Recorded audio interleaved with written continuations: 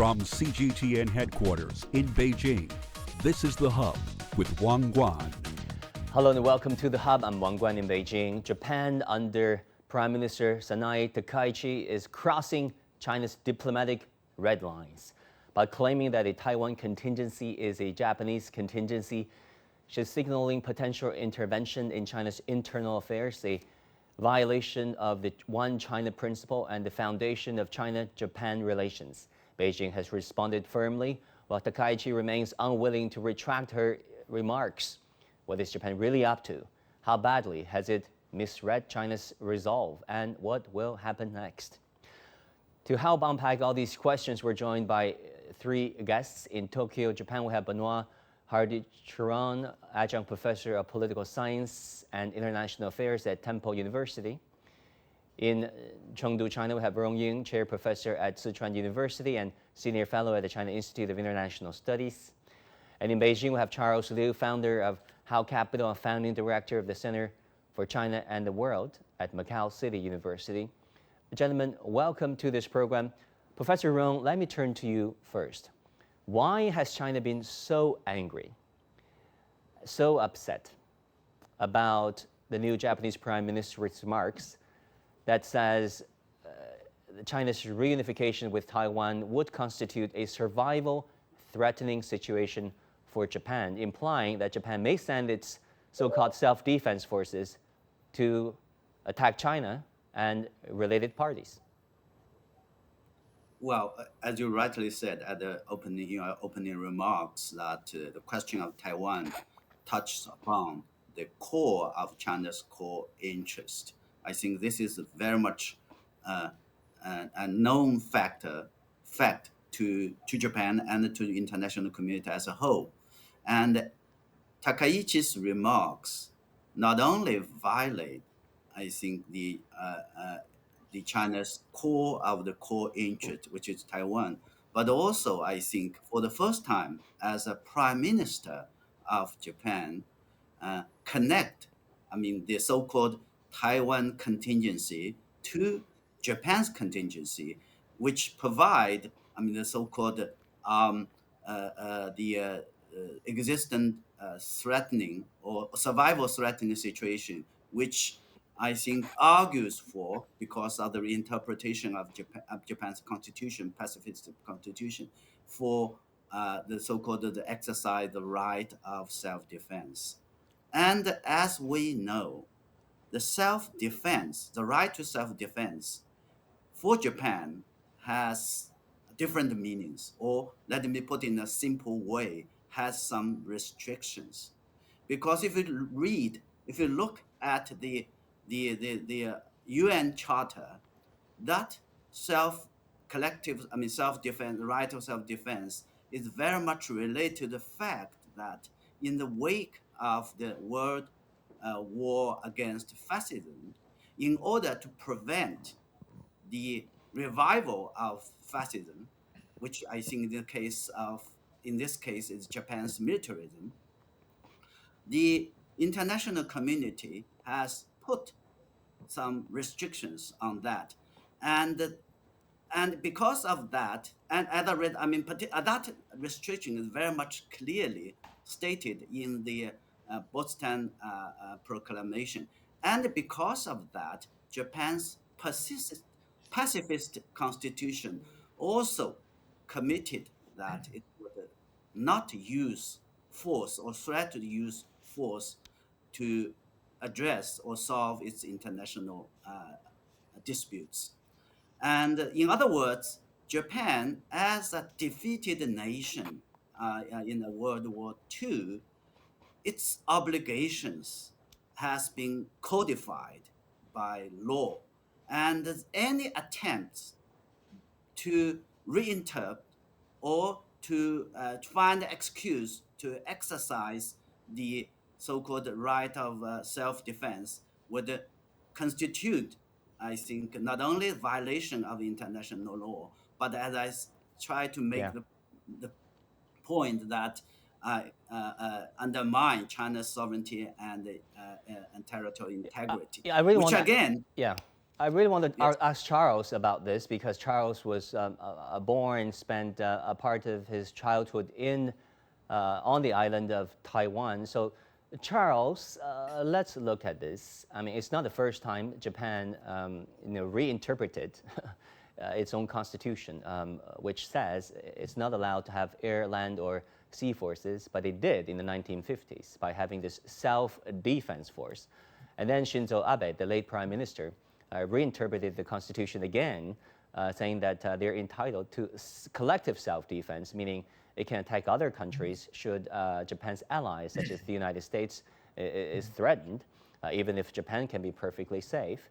And now it's going one step further, saying that it can attack China if China were to reunify with Taiwan. What do you make of all this? I think there are some conspiracies in play, not only in terms of Japan itself, but also in terms of what they've attempted to do with Taiwan. The U.S. has made it clear that the so-called defense of Taiwan by military means will most likely not happen by the U.S. And Japan, those right-wing militarists are using this as an opportunity over the course of a number of years now to build relations in Taiwan and to make Taiwan, or the people in Taiwan, to be less tied culturally and historically and so on with China. I think the real conspiracy here is that if the U.S. is not going to take a hard and fast position on the issue of Taiwan or the reunification of Taiwan, Japan is happy to play the role of the hardliner in this. And this will move in the direction of what they call the normalization of Japan's position. Instead of being still controlled by the pacifist constitution, they can move to a militarization. They can get back on the global stage in a more aggressive way. I think the real big story behind this is what they will do next, what will happen next, because U.S. has not taken any position on the Japanese Prime Minister's statement or Japanese position on this. And the US is basically happy to let Japan take the lead in challenging China. Now, what that also means is that the Japanese internal forces will move more quickly and more aggressively in challenging China to what they call the normalization of their nationhood, and to change the pacifist constitution and possibly move toward nuclearization in terms of the military. That's a very, very dangerous move. So far, we have not heard anything big out of Moscow, but I'm sure President Putin will also take a very harsh position on this. And even the Japanese have even gone so far as to start talking about territory controlled by the Koreans, which is really something surprising, that they would actually use the circumstances to challenge Korea's ownership of some territories that was allocated to Korea after the Second World War. So all of this shows that the militarist interest in Japan, the forces, are moving aggressively ahead toward militarism again in Japan. And that's really very, very dangerous for all of Asia. Benoit in Tokyo, Japan, let me turn to you. Thanks so much for sharing, Charles.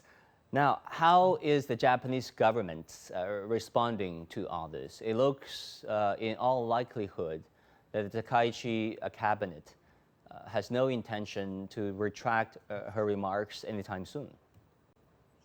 Yeah, well, first of all, thank you for having me on the show. Indeed, since this crisis started about 2 weeks ago, November 7th, I think there has been an element of surprise in the Japanese government in terms of the reaction of China. I think what we're seeing right now is a crisis, the likes of which we haven't seen in possibly for 13 years in between the two countries. And even though Prime Minister Takaichi had to expect that her remarks would create a reaction on the Chinese side, I don't think the expectation